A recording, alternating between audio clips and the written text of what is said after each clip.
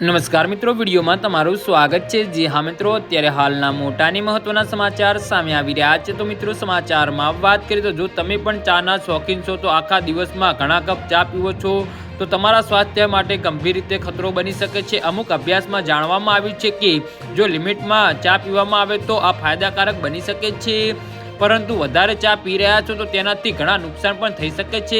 વધારે ચા પીવાથી ચિંતા, ઊંઘની સમસ્યા અને માથાના દુખાવા જેવી સમસ્યા થઈ શકે છે। રિસર્ચમાં જાણવામાં આવ્યું છે કે ચામાં અમુક એવા તત્વો મળી આવે છે જે શરીરમાંથી અમુક પોષક તત્વોને અવશોષિત કરી શકે છે।